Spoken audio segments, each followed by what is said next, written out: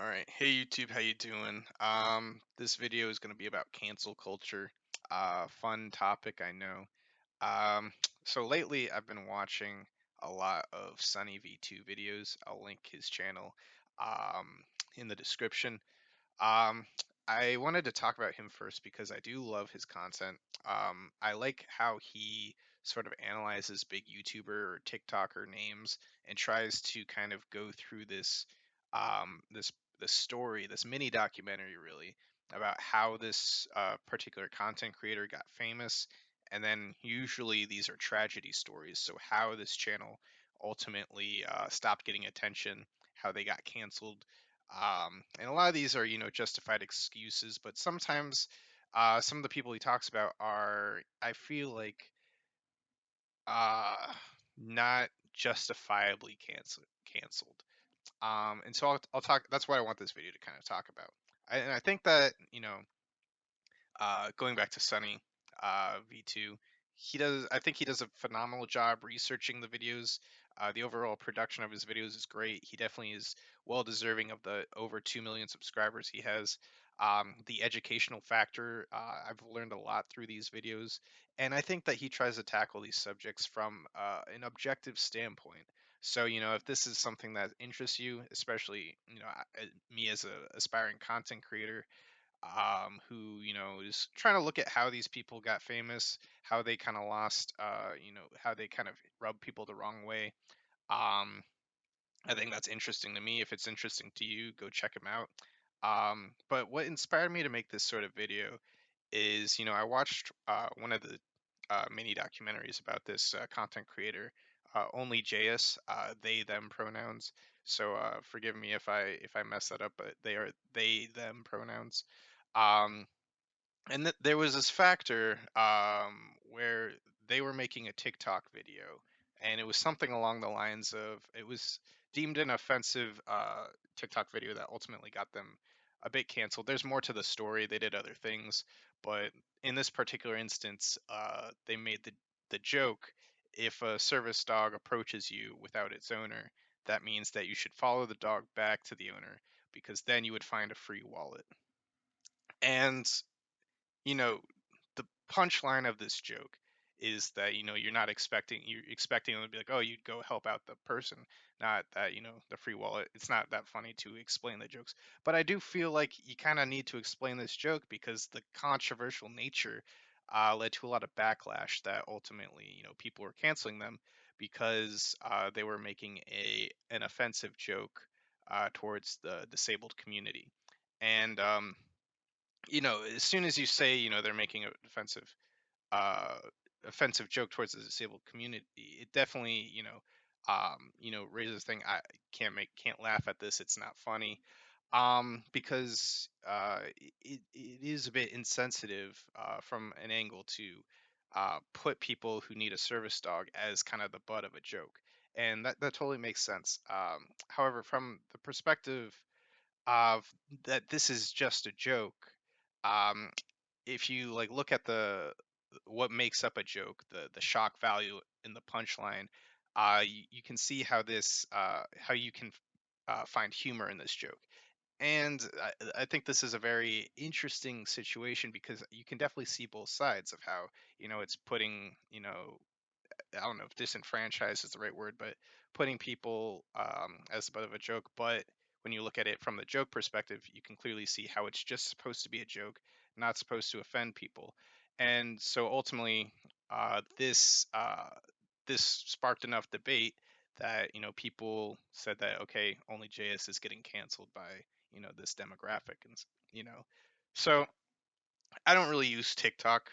I don't really know that much about OnlyJS or who this person is, but this story, this event, resonated with me, um, because someone who's close to me also made the same exact joke, and I just thought it was very interesting how, on one hand, OnlyJS is getting canceled for it, and this person I know who also makes the same exact joke isn't getting canceled from it.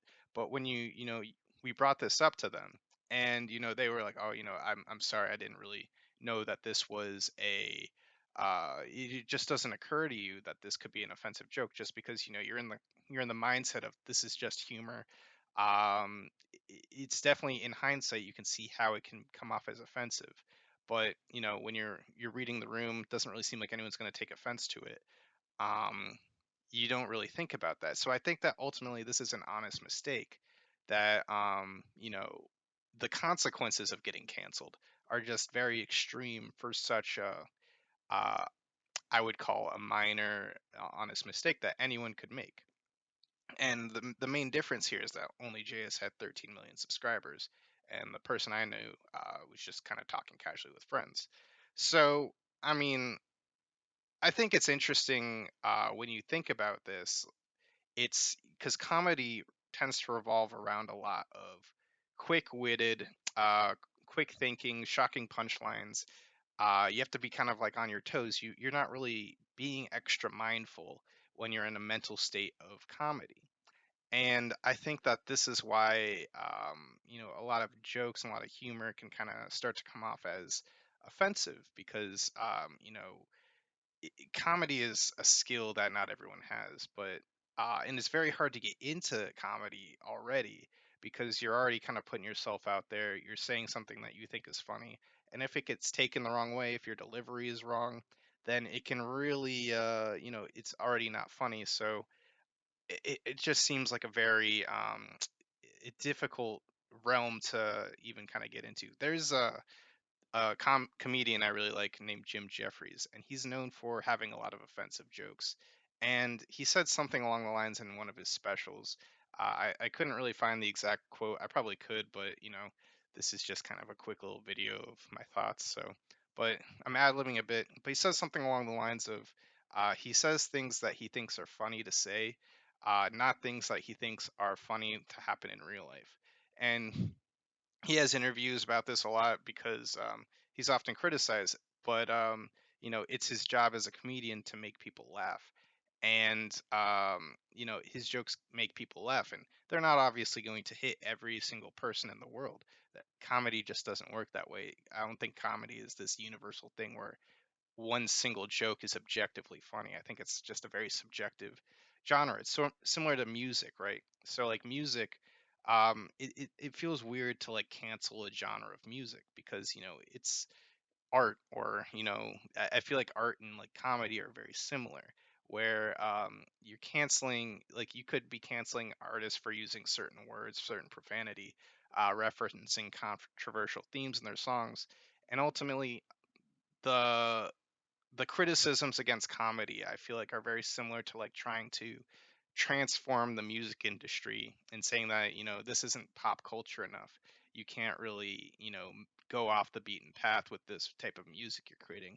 It feels very similar to me. I don't know if that's just me, but I guess it just seems a bit harsh to cancel a comedic entertainer for trying to do their job. To trying to, I think Jim Jeffries said this in one of his interviews, but being a comedian is sort of like gambling every day, and you're trying to, there's a line that kind of draws the distinction between what's okay to say, what's not okay to say. And so as a comedian, you're kind of trying to hover around the part of the line where you're okay, it's okay to say it.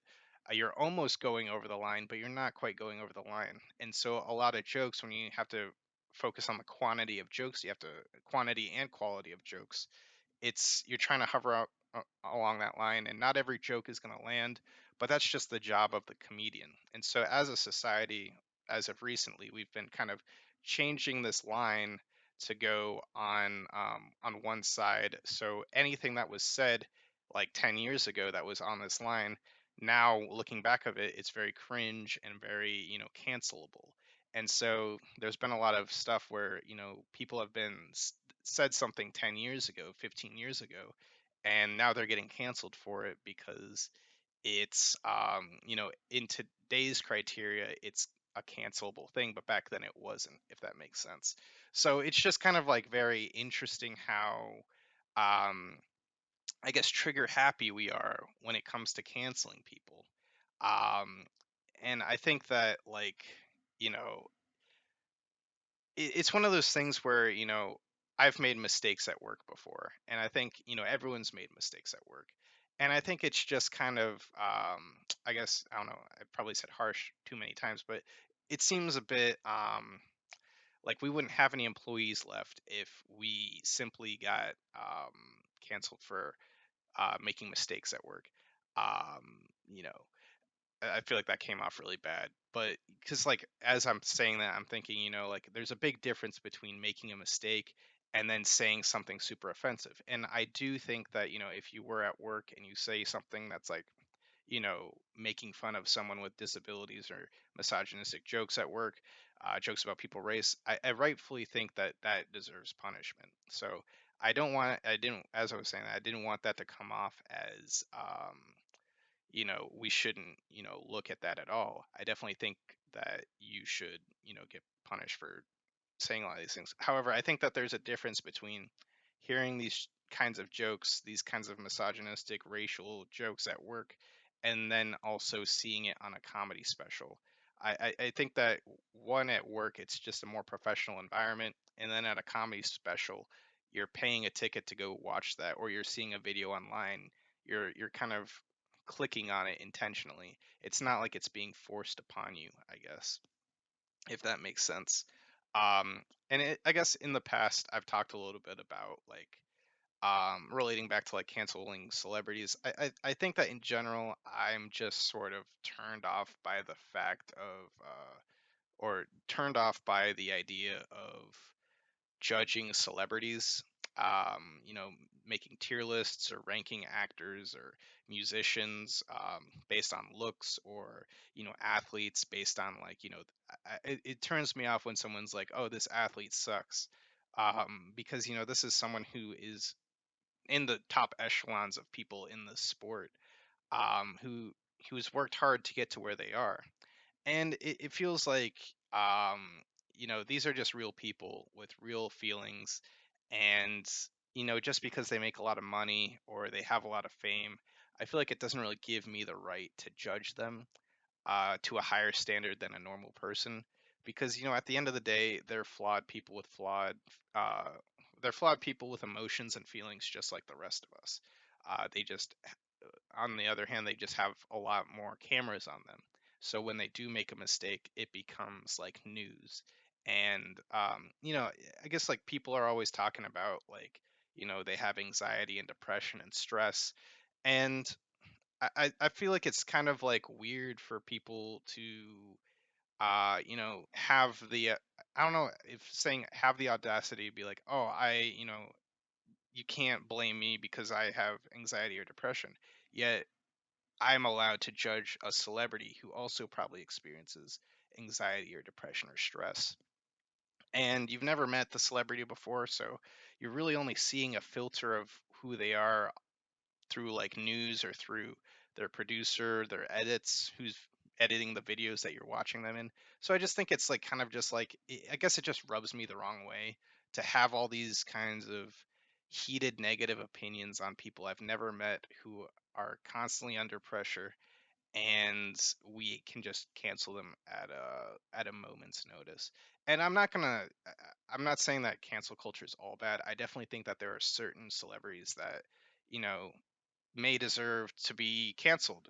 Maybe they do something super illegal and super just terrible, and the fact that they have wealth and power allows them to avoid taking this responsibility for their actions. And I think that in this situation where they're just so powerful, so wealthy that you can't even use the law to, bring them to justice, I think that as a society we should cancel them, because that's the only way that, we can really bring justice to that situation. But I think as a whole, if this isn't getting like clear in this video, I think as a whole, our society is just a bit too trigger happy with who we decide to cancel. And ultimately, I think it's a bit selfish of us to do this. And I think recently, a good example is the whole Johnny Depp thing, where he was canceled, and he got taken off of the Pirates of the Caribbean movies. It hurt his career, and now after the whole trial with Amber Heard, we can kind of see that he was you know, unfairly canceled. And so I think that, just that is a good example there that's kind of topical, that kind of shows how we can be a bit too trigger happy with who we cancel, and I guess the consequences of what it's like to be canceled, and just all the emotional pain, the financial uh, disruption that it can cause on someone's life. Um, so I think that just ultimately the cancel culture tends to do more harm than good. I feel like it just has this ability to destroy people's careers and lives at a moment's notice, without enough of a peer-reviewed study case that really justifies the cancellation. You can really just cancel anyone for anything. Maybe that's not. I could have probably said that better, but you know what I mean. Pretty much what I'm just kind of saying is that when you cancel someone, it's almost like unfalsifiable, right? Like if you get canceled, the person who gets canceled, there's no real way to appropriately redeem themselves, because if they speak out against it, then you can just criticize them for speaking out against it. If they say nothing, then you can criticize them for not saying anything. It just feels like this kind of this double-edged sword, this trap that you're putting the person in. And I just think that it does more damage than it does good. It's just kind of like this trend that makes the person who gets canceled this untouchable to society, and I just think that it should be reserved for extreme cases, because it almost feels like just kind of like, oh, they got canceled. Who's gonna get canceled next week? I guess all I'm really trying to say is that society's weird. I think that people make mistakes every day. I think it's difficult to really progress as a society if we set up these parameters that make it so uh, it's people. I feel like the idea of canceling people all the time just makes it so that people are afraid to really try new things, to really step outside the box. Um, and I think that, if we're just so quick to resort to exile and termination, um, what we should really be, focusing on is more education, more compassion. And I think that, with the recent political division in our country has faced, I don't know if this is a global thing, cancellation, but definitely in the US, I think like there's been a lot of political strife these past, however many years, and COVID was happening. I think that people are just trying to recover from the situation we've been in, um, mentally over the past however many years, and I think it's understandable. I just hope that we can kind of take a deep breath as a country and kind of move on and focus on the more important things in life than just trying to cancel people.